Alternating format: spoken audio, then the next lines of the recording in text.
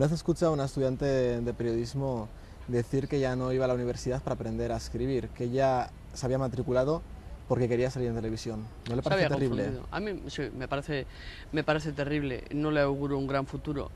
Eh, y, y desde luego para salir en televisión es verdad que no es necesario estudiar nada. Sí, lo estamos viendo todos los días. Sí. ¿A qué cree que viene ese poco entusiasmo? De esa persona, no sé, no la conozco, pero como anhelo salir en televisión, me parece vacuo, me parece fútil, me parece salir en televisión, ¿para qué? Porque verdaderamente si sales en televisión porque has logrado la división del átomo o la vacuna del SIDA, pues me parece estupendo, verdaderamente, ¿no?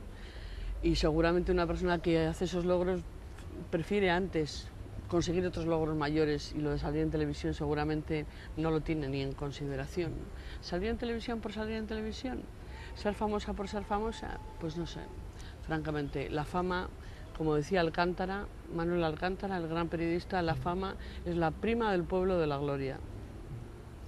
Hace poco se armó bastante revuelo porque algunos políticos habían entregado un texto con ciertas faltas ortográficas. ¿Tan mal está la educación en Euskadi? Bueno, no sé, parece que lo que está mal es la política, porque además se trataba de parlamentarios, se trataba de dos parlamentarios de la oposición, que habían escrito inundaciones con H, y la otra era una, no me acuerdo cuál era. ¿Tú la recuerdas? Tampoco la recuerdo. Inundaciones con H sí, fue la que más me llamó la atención, de hecho. Bueno, la otra también era grave, y luego había una rata también, o sea, a lo mejor lo que debiéramos hacer es exigir un mayor nivel a nuestros políticos. A lo mejor no estaría mal que para ser políticos o para ser parlamentarios al menos tuvieran que pasar algún examen. La misma estudiante que lo comentaba antes, el primer día de clase escuchó que había compañeros llegados de Erasmus. ¿Sabe lo que le preguntó al profesor? ¿No? Si eso era un país. Erasmus, un país. Sí, es un país en el que viven estudiantes de muy diversas nacionalidades. Y en diferentes países al mismo Sí, tiempo. sí, de muy diversas nacionalidades. Se hablan en idiomas muy distintos. También recuerdo que en ese mismo aula había dos compañeros que no sabían quién era Antonio Gala.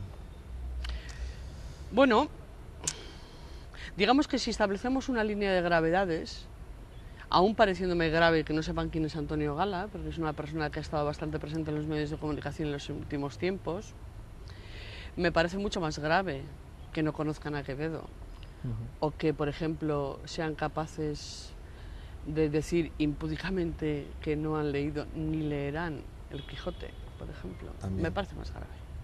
¿Cuánta importancia le da en sus clases a la enseñanza de la escritura? A mí me parece muy importante, me parece porque a fin de cuentas la herramienta que tenemos los periodistas es la lengua, son las palabras. Y entonces tenemos que aprender tanto a decir una palabra detrás de la otra correctamente, con sentido y además con contenido informativo, o tenemos que aprender a escribirlas, ¿no? A mí me parece muy importante eso. ¿Sabe que es de las pocas profesoras que antes de iniciar sus clases lee un texto antes de entrar en materia?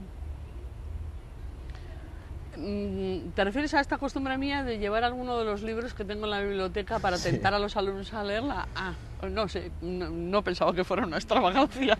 Es de las pocas que lo hace. ¿Cómo se puede aprender a escribir bien? Escribiendo y leyendo.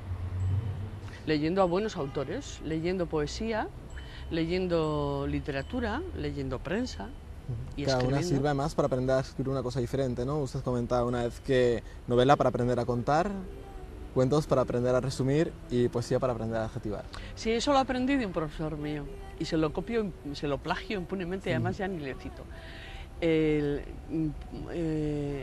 La aprendí bien la lección y además me parece una de estas lecciones impagables que hay que dar y que hay que repetir constantemente.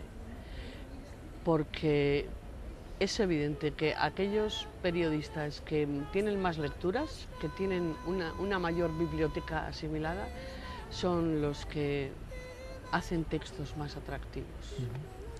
Gabriel García Márquez publica en un artículo que los muchachos que salen ilusionados de la universidad parecen desvinculados de la realidad y de sus problemas vitales, que lo que prima es un afán de protagonismo sobre la vocación y las aptitudes congénitas. ¿Es eso cierto? Pues No sé si es cierto, no sé si se puede generalizar, pero lo que es evidente es que sí debiera haber en las facultades de periodismo una asignatura que se llamara Contra la vanidad y que durara bastante tiempo. Sí que es cierto, porque una de las cosas que tiene que tener mejor aparcadas el periodista, en mi opinión, es la vanidad. Es muy mala consejera. ¿Y qué opinión le merecen los estudiantes cuyos modelos profesionales son periodistas como Jesús Mariñas, Jorge Javier Vázquez, María Patiño o Carmelo Marchante?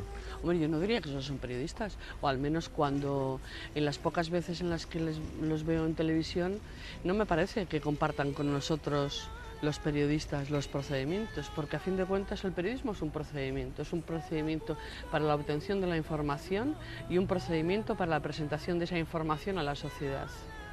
Cuando se obtienen las informaciones por métodos a veces inconfesables, y la transparencia es una obligación del periodista, el periodista debe comunicar a sus lectores, a sus audiencias, cómo ha obtenido la información.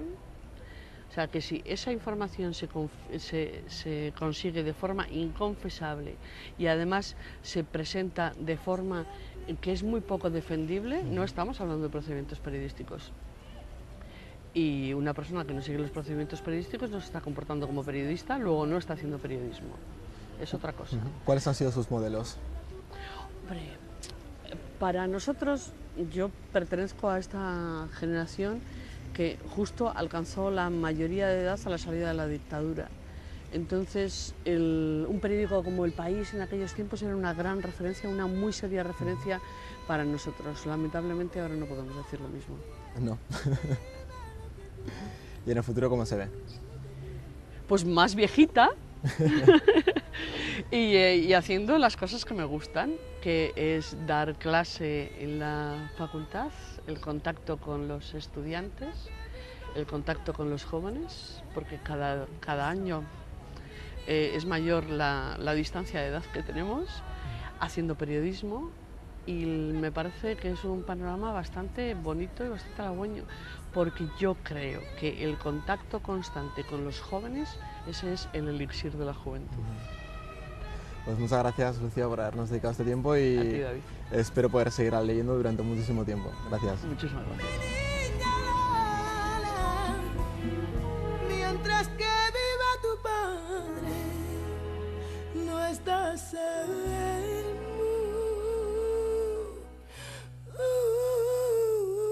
no sola.